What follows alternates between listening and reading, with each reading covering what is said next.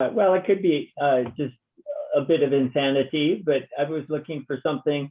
When I came back from the Peace Corps, uh, I I grew up as a hockey player, and our coaches you would always say, I'm a Minnesotan, so I grew up skating and playing hockey, uh, and our coaches always said, "Don't go skiing because you might get hurt." And here I Yeah. am separating both shoulders and riveting my face apart playing hockey, and I'm kind of like, no, I think I'm going to ski now.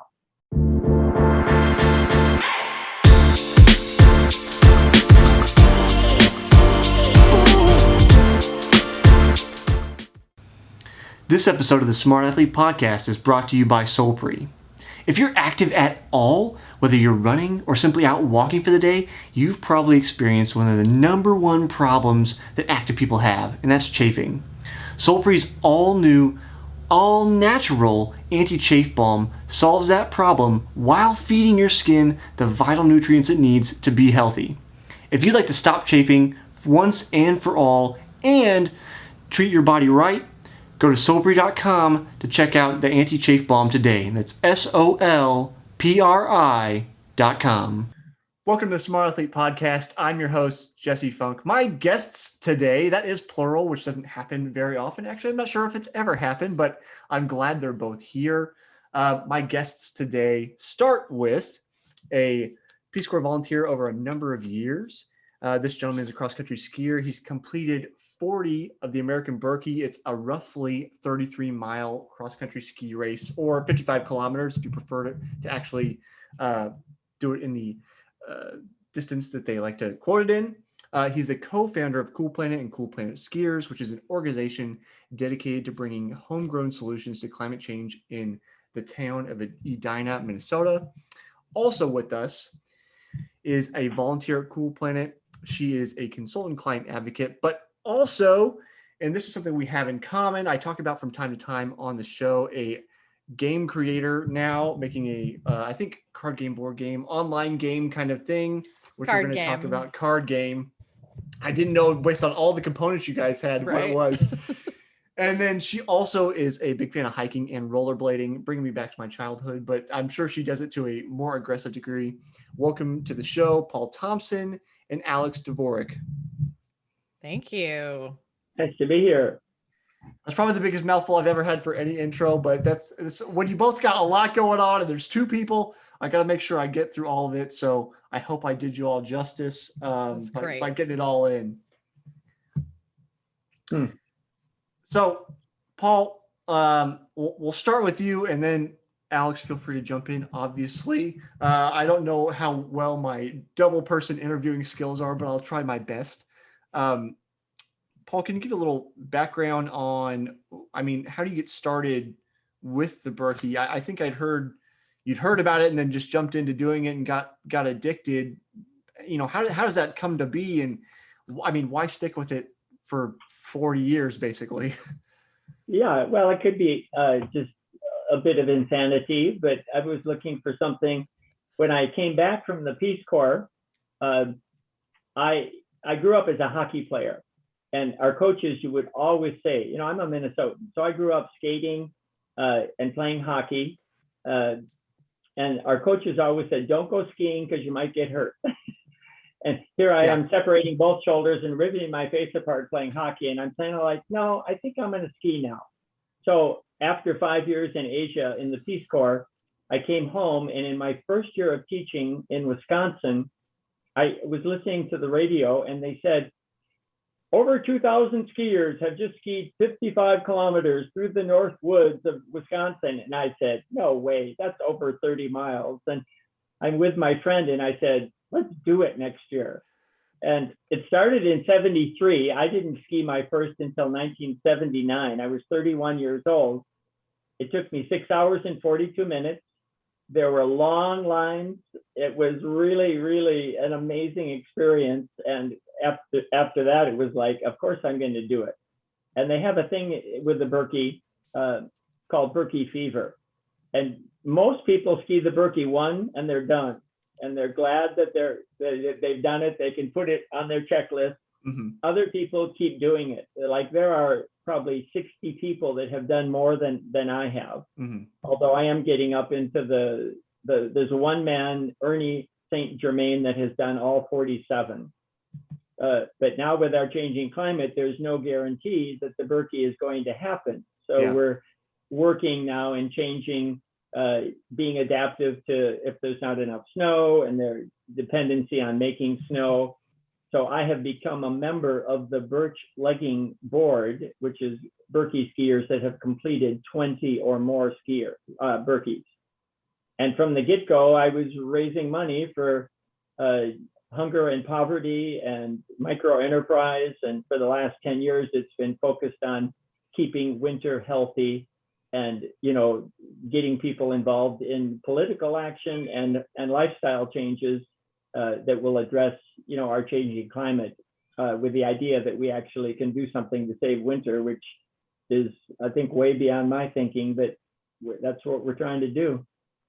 The funny thing is that I received an email from my coach that he sent out to all of his athletes this morning. He had no idea I was talking to you guys. And he himself had said something about climate change and how it's affecting even triathlon, which is generally a summer sport. And he had mentioned about, race cancellations. And for a number of years, he thought, maybe they were flukes, but as he's starting to see more trends, he's like, no, I think that's probably an indication of what's going on with, water being too cold or rainouts or whatever it is that's happening.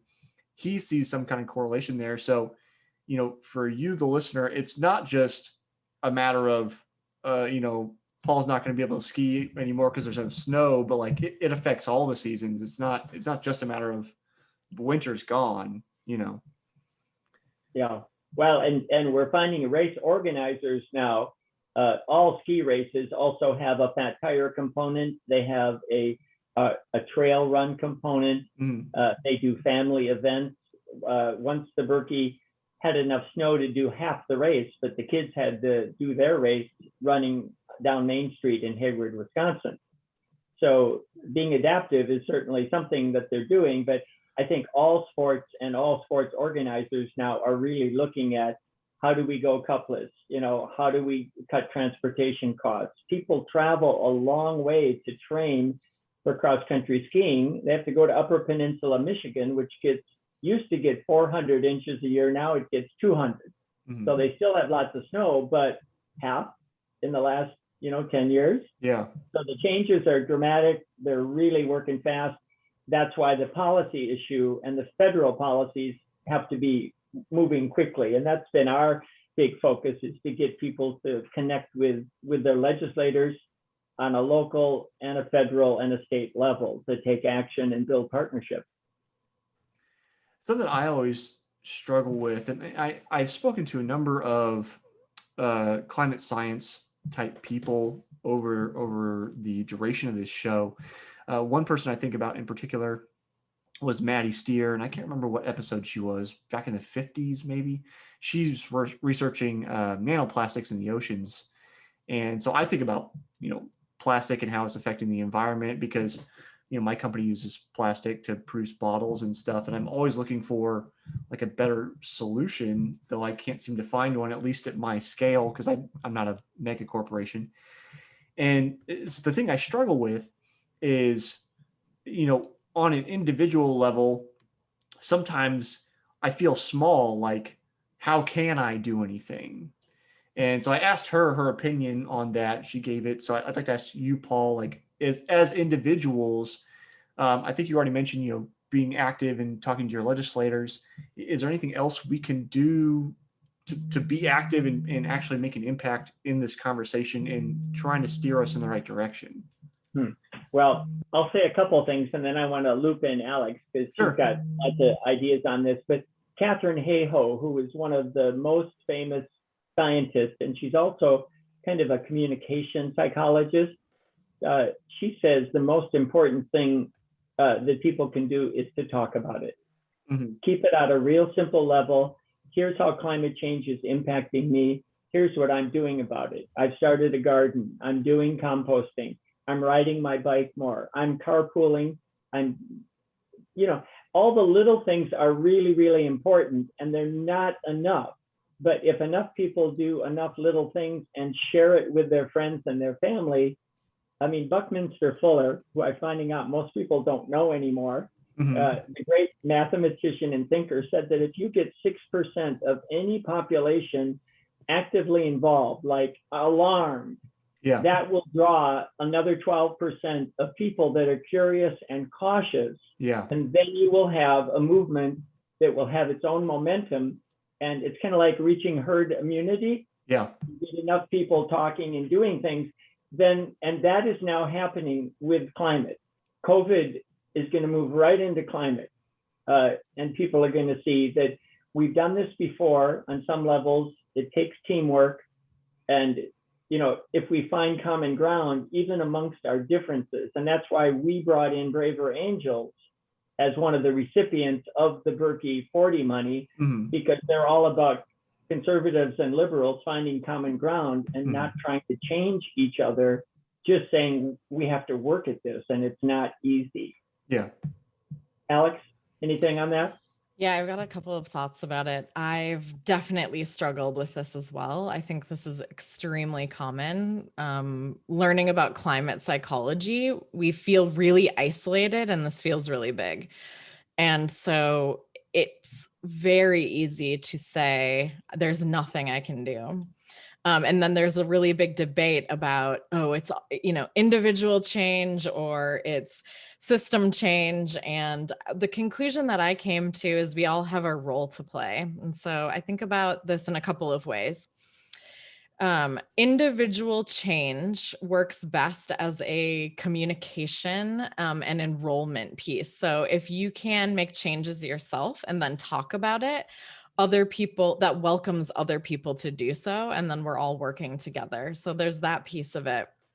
I think individual change just makes us feel a little bit better too, and in alignment with our own values.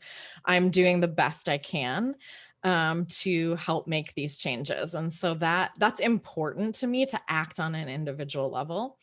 And then I also think it's important to note we are not only individuals, but we are also other things, other roles. So you talking, Jesse, about I'm a business owner and I can affect this through my business and thinking about how it touches in my business. Or in the case of saving snow and folks in winter sports, there are organizations that are wanting to work together to, for instance, there's an organization, Protect Our Winters, and people joining together. Hey, we're all skiers, we're all winter sports people, and we care about this.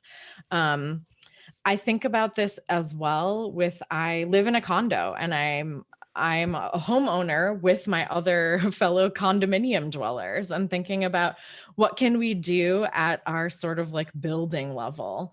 What can you do as an organization if you work in a large corporation, for instance, or even if you work in a small corporation? What can you do with your faith community, your church building, for instance, and banding together? So I think we can think about this in concentric circles of, I am an individual and there's certain individual things I can do with me and my family. I am also a member of multiple communities and I affect things, and together this can kind of echo out. And so that's how I think a lot about this. And I also just want to say, I think there's a really important piece of self-forgiveness in this. And I want to bring that out because sometimes it is difficult to find those solutions.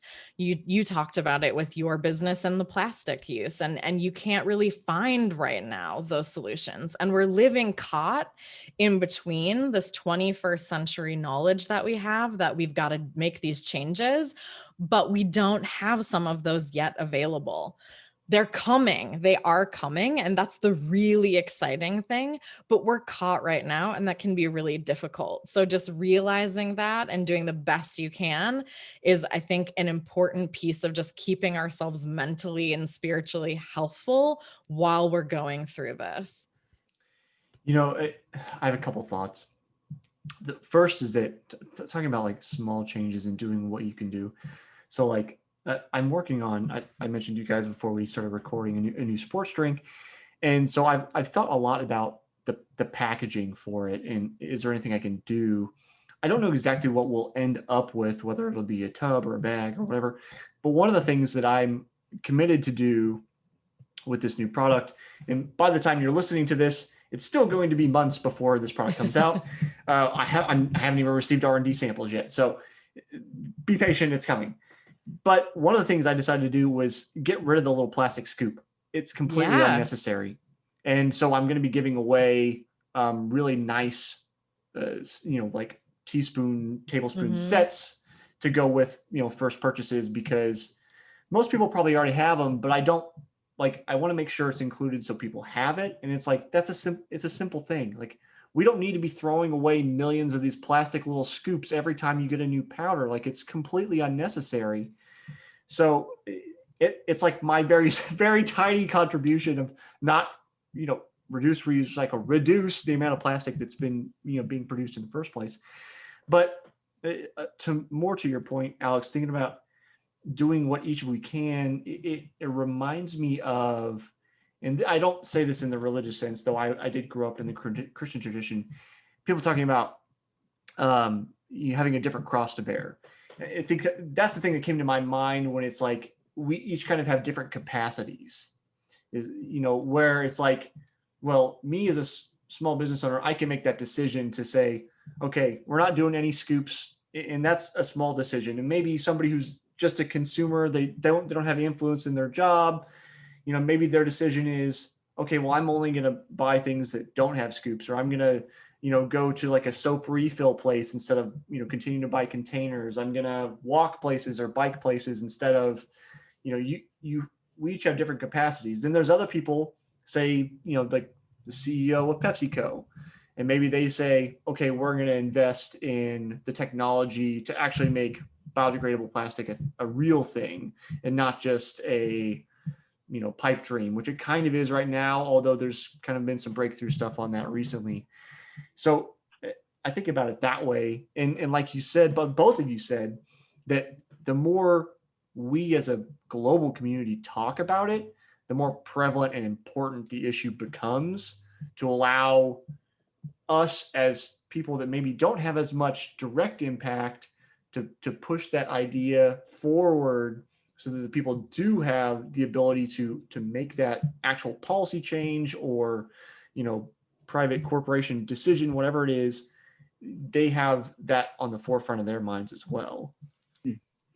Yeah, there's a power in numbers, and I'm finding since the pandemic, my neighborhood knows each other so much better. Mm-hmm. Every Tuesday night, we went out with a beverage just to toast everyone for a year. Yeah. And once the winter came, some people said, let's keep doing it. And now we've got this network, and we're doing surveys. What concerns you? Our city of Edina is doing a climate action plan. And so now I have all these new people to say, fill out this survey. Mindy, my wife, and I are going to be on the climate action plan. We're actually going to take your ideas and bring them to a larger group of people that include business leaders and young people and people in the city staff. But, I'm pissed off that they're cutting down these big trees to put up big homes. We need a bigger tree ordinance. And of course, everyone's a publisher now with social media. Yeah. So you have a good idea, you put it out on Facebook or Twitter or Instagram. That's why we're here, because Caitlin, our returned Peace Corps volunteer, her 16-year-old sister got her into Instagram, and now she's doing Instagram for the Peace Corps and getting all kinds of results. So it's like, keep doing what works, keep trying new things, and you reduce, reuse, we have to rethink. Right. We have to start with, being open to, maybe I am thinking in an old school way, which is easy for me. I'm 72. So I love working with 20-year-olds and 30, and, they got the ideas that we need to be listening to. So putting the youth up front is a big part of the work that we're doing. And I'm seeing, as soon as they can run for office, I'm voting for you, That's the thing I think among my peers probably struggle with the most, is that, want to be active, want to make a change, but then it's like, the baton hasn't been handed off quite yet. It's like almost there. You can kind of see it coming, but it's just not in your hand yet. And I feel a lot of frustration from people about that. I think sometimes it's hard to, because it is such an immediate need, I think it's hard to think in such long timescales, because even say, what the average lifespan is something like low 80s here in the US, depending on where you live. I'm now 32. I'm not even halfway through at that point, but even if I was, it's still tough to fathom that whole other 40, and sit here in this very moment. And so I guess for my compatriots, the people that are my age and younger, if you're listening, it's a game of persistence and patience, but I would call it impatient patience, where you want to get it done as soon as possible, but you're also patient enough to know like it's time's coming. Yeah, it does take time to build. I mean, everything revolves around relationships. Mm-hmm. And if you're rushing around trying to get things done and you don't take the time to say, tell me more about that. Do you have kids? I lost my son to suicide. I mean, that was a huge thing in my life. Mm-hmm. And now everyone, I talk to, I want to know how they're doing. That's a big question. And if we take the time to build, then the trust comes. So if we can get Democrats and Republicans to actually have those times when they're not talking about policy, they're talking about their families and getting connected. That's why I like what Braver Angels is doing, because it's really, who are you and why are we here together to make a difference or not? So it's like there was it's an urgency, but it's an urgency with the time to really let it settle in. I can't remember what it was, but when I heard it, I thought, oh, that's perfect. Something about relaxed urgency. Yeah. So, Alix, how exactly did you get roped in? Did Paul meet you somewhere? Like, how did you get roped into helping? I mean, relationship is, I'm guessing, how this happened, given that Paul said that's the crux of what's going on. Yeah, I reached out to Paul to find out about Citizens Climate Lobby, an organization he's alluded to that we both volunteer for. And are deeply involved in, that is advocating for a price on pollution, a price on carbon pollution, which would be a market-based way to have people to have the real price of carbon put in the market so that businesses and consumers and organizations can choose. And part of what this organization advocates for is also to return that tax to individual households and families as a dividend so that they can weather the kind of changes in price as we make this transition. And so he and I met through that. But then I don't even know. I think Paul, what is amazing about Paul and what I've learned a lot about from him is to invite and enroll people. So he had this idea, I'm going to, for my 40th Birkie, the way that I'm going to celebrate this momentous mark of 40 years is that I'm going to raise $40,000. And he had the vision. And then he just started inviting people. Hey, will you help me? Can you help me do this? And it was really beautiful to see that. And to know, I think sometimes I've thought about like, oh, I have this idea and maybe I have to go it alone, but like inviting and providing a chance for people to work on something it's such a beautiful experience. And I'm really grateful for Paul to have invited me to do that. And so we just had the initial conversation and then just started working on, what needs to be done. And one of the things that he also had the vision for is to use the climate change solutions game that I had just kickstarted last year as the gift for donations, because it wasn't just about raising money. It was also about getting solutions into people's hands. And so that just felt like a really beautiful partnership as well for our two organizations to support each other in this Birkie 40 project.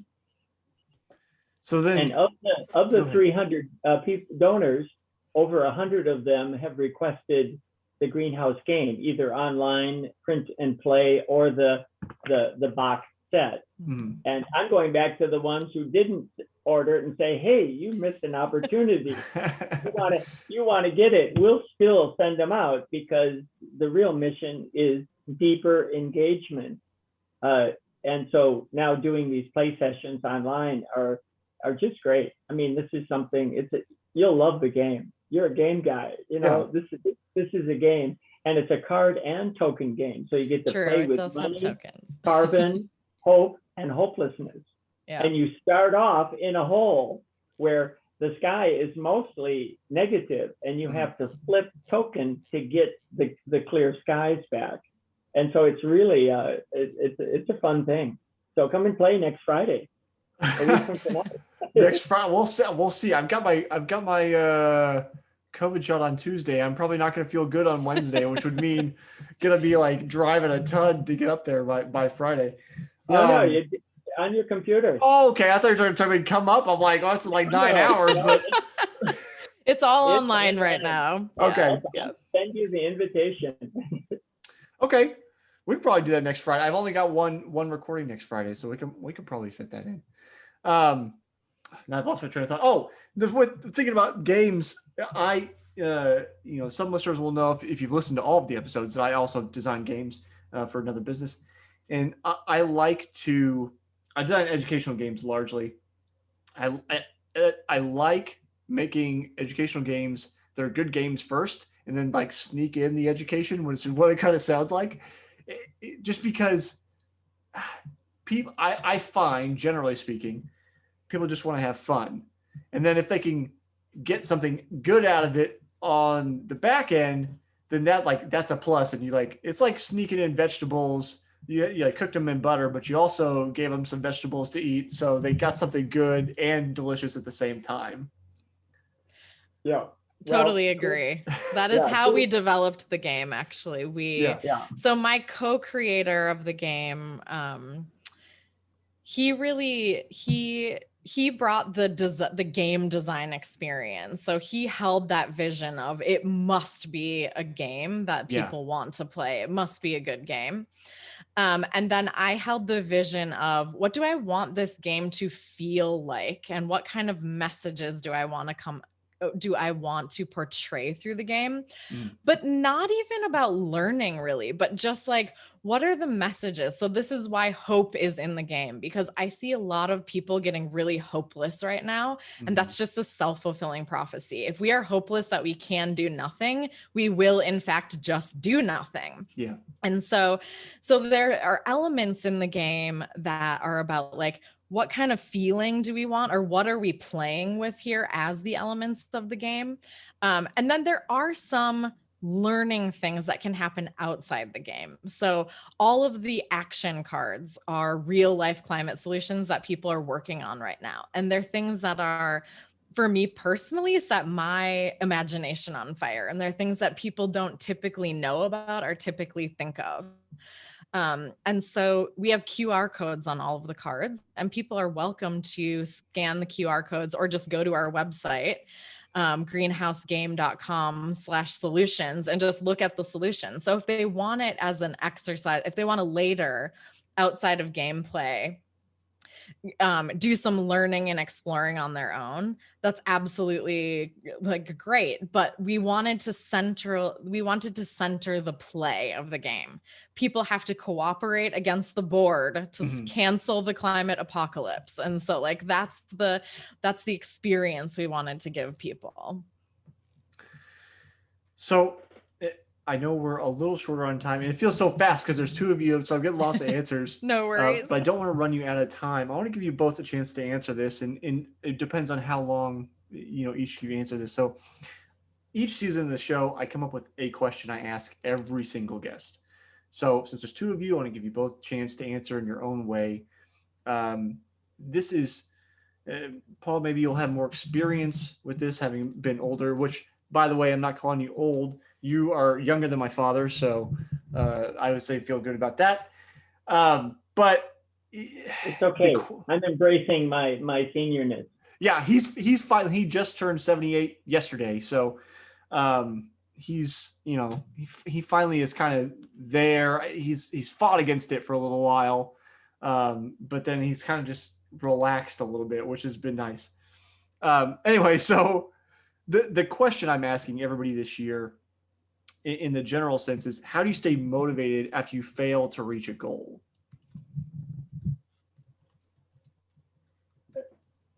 It doesn't really happen to me. I mean, I'm motivated. I'm just motivated. And if I am upset about something, I write about it and I share it with someone. Motivation comes from inside. I think I was just born to make a difference. When I was younger, I would read books about Gandhi and, spiritual paths and Ram Dass and all that stuff. And I said, okay, yeah, I got it. That's it. I'm just going to go and do what I do. And now as an older person, it's inspiring other people to never give up. That's what the Dalai Lama said. It's not here anymore, but I moved it. In my second grade classroom, it was like, it was okay to be upset. It was okay but it was never okay to give up. And you just, go into your corner or do what you have to do. I mean, coping mechanisms are important to have so you can, recover who you are. But motivation is not a problem for me. It's a gift to be able to be alive at this time, because we are the only ones that are going to make a difference, and it has to be done in the next 10 years. And so, stay healthy and be as happy as you can, but find places to recover if you need that. And I spend a lot of time with people close to me, no names, that I will, have to support them in being well and taking care of themselves. And I have a lot of older people in my life now that are not doing well. And so again, it's that thing of honoring people where they are in their life's change and their phase. And right now, it's coming in strong right now with people in my life. So I need to be there for them. So thinking of others helps a lot, Alex? For me, I have a question that I like to situate failure in a moment in time, and it's not a permanent thing. So when is failure? That is the question that I ask myself. So you might have failed at something. We failed for the Birkie 40. We failed raising our full $40,000. We didn't quite reach that. But does that mean that we were not successful? No, probably not. But there it was some element of disappointment, right? We put out goals so that we can kind of like stretch ourselves and try to make that. And sometimes we don't make it. And then it's a matter of like looking at, okay, what did we do? What happened? And what might we do next time? So the learning piece for me is always what drives me. And anchoring myself into my values and beliefs and what's important also drives me. And so it's those particular pieces that keep me going after a failure. And I guess lastly, what I would say is just, I also let myself lean into the failure for a little bit. So, hey, this is the day where I'm going to pout about the fact that like this didn't happen. And that's a real bummer. But then like, it's like, okay, what can we do out of this? What can we make up? And I think this is actually really key. I want to bring this back around to climate change, because where we're at with climate change, we have failed to prevent some amount of climate change. We've just failed as a species. We are in climate change. We've warmed the planet 1 degree. And so it's like, we failed. And now we've got to look for the next stopping point. Science is telling us 1.5 degrees. We have the solutions. And so like, let's like go for that next goal then. Like, and that keeps me motivated. There's always something we can save. There's always something we can learn. And we need to do that. And that's what keeps me excited and what keeps me in this work. And it is a marketing problem right now. I see, how do we reach the people that aren't engaged? And your podcast is a great example of helping people to take that next step. You know, like when we work with congressmen, we rate them A, B, C, D. We're trying to move them from obstinate to all the way up to champion. You know, there's all these different levels where you want to get people to just take one next step. But how do we reach the people that don't have access to computers, you know, that are living in other countries? I mean, it's a big deal, and we have to really come up with new solutions.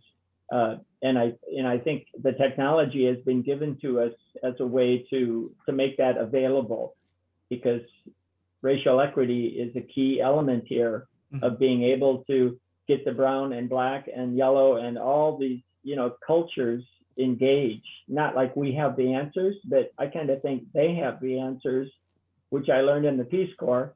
I wasn't there to help them. They helped me understand how important it is to receive from others. So it's a grand game. Talk about a game. You know, this one has big stakes. Yeah. And we do know what to do. And if you look at Drawdown, the book by Paul Hawken, you know, the 100 most important things that people can do, everybody can find, you know, a solution that fits them. And in Alix's game, she's got a whole list of solutions for the next edition, because we keep hearing, how come you don't have this? What about that? And, you know, it's a work in progress. Well, I appreciate you both giving very thorough answers there. I don't want to run you out of time, so I will not make any comments on your answers, as I'm prone to do. Paul, Alix, where can people see what you're doing, keep up with you, see all the organizations? We'll try to keep down in the description wherever you are, whether you're on YouTube, SoundCloud, iTunes. Hopefully there should be some links to the various organizations that Paul and Alix have mentioned. But directly, if people want to see what you guys are doing, where can they find you? I think Alix, go ahead. I was just going to say, mine's really easy. Greenhouse Game, basically everywhere. So greenhousegame.com, at Greenhouse Game on Instagram and Facebook. We're slow to get our Twitter set up, but that is going to happen. So Greenhouse Game. And if you want to email me, greenhousegame@gmail.com. And I think for most people, I gave you the 4 links of the groups that we funded through Birkie 40. Yep. But the Citizens, with an S, citizensclimatelobby.org has 500 chapters in almost in every state, multiple states. And they will train people in how to become good citizens, writing letters, meeting with your members of Congress, developing these relationships between left and right. So that's the one if people are really interested in getting more involved in creating a livable world. And then I think braverangels.org is just getting going now. They're a new organization. But if finding common ground and depolarizing our country is important, then go to braverangels.org and see. You may have to start something in your neighborhood. They're not as widely, but Citizen Climate Lobby promotes Braver Angels all the time. And then for those Peace Corps volunteers out there, RPCV4, numeral 4, EA, environmentalaction.org. We have monthly meetings, and we're doing some great stuff around climate, around regenerative agriculture, around refrigerants. And it's exciting because we have a very particular story about all of us have had this 2 to 3 year experience living in a developing country. So telling our stories is a big thing, but everybody has a story, right? Telling your story is ultimately, that's why we're here. Yeah. Sharing stories, because that's what's left after we're gone, is the story of our life. Right. Yeah. Yeah. Well, thank you guys for sharing your story. That's, I mean, in part, what this show is about is giving people like you an opportunity to share your story and the things that you find important. So thank you both. And hopefully we'll talk again later about the game and some other stuff that I'd like to talk about off air. So take care, Absolutely. guys. Please reach Happy out. to do Thanks that. so much. This has been great. Thank you.